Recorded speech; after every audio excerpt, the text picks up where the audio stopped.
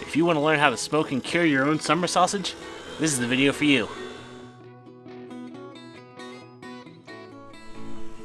Hey guys, this is Steve from Cookout Coach, where we're all about trying to help you up your barbecue game.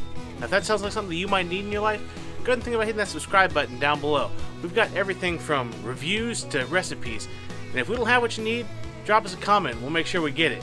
But today what we're going to be doing is smoking up some cured summer sausage. Now, today's sausage specifically is going to be some venison, jalapeno, cheddar sausage. And I have some friends who were lucky enough to harvest a buck this year, and they wanted to make some sausage, but they didn't have anybody who could smoke it for them. So, me being the generous friend that I am, I offered to do it for them. So I'll put the recipe that they use down below, but as far as the making of the sausage, that was all them. What we're going to talk about is how to smoke it. Here's the thing, when you use pink curing salt and you want to cure smoke something as opposed to cook smoke something, the process is a little different. We started our process today by getting our fire going. Now what we're going to use is some apple smoke and some hickory lump charcoal. I feel like the infusion of those flavors is going to make this a great sausage. Now, what I normally do is I put down my apple chunks just like this, and then I pour my lump charcoal just like this, and then I light my wax cubes just like this. Don't do what I normally do. Today, I made a mistake. Here's the thing. We're talking about aiming for a temperature of 120 to 130 degrees. That doesn't sound like a crazy feat, but in a smoker that's designed to be a cook smoker, which is the majority of the smokers you have these days, 120 is not an easy temp to hold. When you think about making sausage and curing it in a smokehouse, you think of a big house with a concrete floor and a small fire in there and all these pieces of sausage hanging from the ceiling. So I made a fire that was too big. It started off at 120, but then it climbed and it tried to go up to 170. That's going to happen to you sometimes, but what you do is you figure out what you can do to fix it and adapt. All we did today was we threw on our welding glove, started taking charcoal out of the smoker. That's one thing you can always do if your fire starts to get away from you, is remove or add fuel from it. No big deal. So how we're going to hang our sausage today is we're going to go ahead and just tie it straight to our top grate. We're going to remove the bottom grate, we're going to remove the water pan, and we're going to treat this like a drum. Now, if I'd had a little more foresight, I probably would have went over to Gateway Drum Smokers and bought their hanging rack because they fit in the Weber Smoky Mountain. But I didn't, so this is what I'm going to do. An alternate path you could take is you could lay the sausage right on the grate. There's nothing wrong with that. It's just going to leave some indentions where the grates are. And since I'm doing this for somebody else, I didn't want to do that. You know, it's a presentation thing. Once we got our fire back down to that 120, we're just a step above cold smoking right now. Pretty much all we're doing is we're adding a little bit of heat, but we're adding plenty of smoke to this sausage. It's going to come out great. We're going to let it go ahead and do this for about 3 hours. So now that we're at that 3-hour mark, let's check on the progress of our summer sausage. It's coming along nicely. You can see that casing's color has changed. We've absorbed plenty of smoke. Now it's time to get this done. So we're going to go ahead and ramp our temperature up on our barbecue guru to 170 degrees.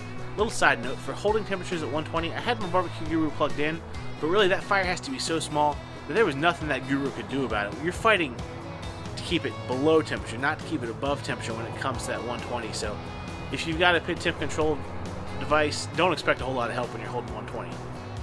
I think I left you last night. We had our temps at 170 in our pit, and we were trying to get our internal temperature of our sausage up to 165. By the time that happened, the light was too dark. All we did after that was we dunked the sausages in a cooler of ice water for 5 minutes, pulled them back out. We had the smoker shut down, but it was still warm. We put them on the grates on the smoker and just let them bloom for about an hour. Took them in, let them cool, and bagged them up. That's really all there was to this. That being said, before we dive into this and try it out, I want to give you some notes from this cook yesterday. The first note is holding a temperature of 120 is just barely above cold smoking. It's kind of hard to do. So if you try to do this and you see your temperatures creeping up to 150, 170, don't get discouraged. You just need to have some sort of plan to be able to take coals out of your cooker until you get it down to where it'll hold 120. In fact, I might even recommend one of those cool tubes, the tubes for cold smoking cheeses. You know, if you light off that or 2 of those, you might get to 120. The second is this is a long process. I thought this was going to be pretty quick just because in my head I'm so used to cooking at 275, but when you have your smoker set at 170 and you need to get your meat to an internal temperature of 165, it's going to be a while.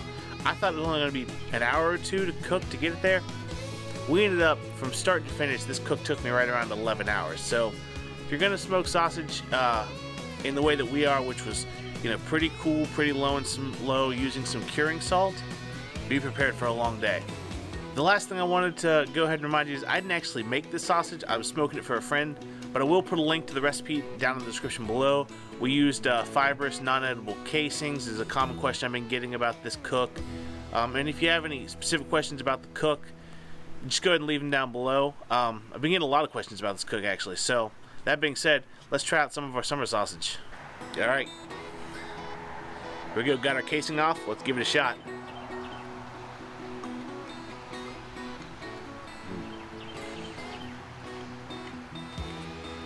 That is so good. You know, I've had a lot of summer sausage.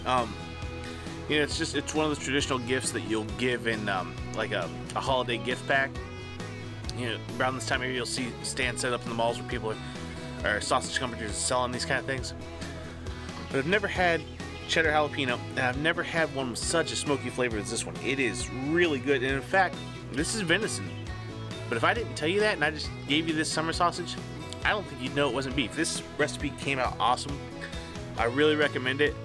Like I said, the link to the recipe will be in the description below. Give it a shot. Let me know what you think. Also, this holiday season, if you've got something you want to see me cook and show you how to do it, leave it in the comments down below. We'll be sure to try to get to it before your cook comes up. With that being said, guys, it was a good cook, a good result. I'm super happy with it. But till next time, y'all take it easy.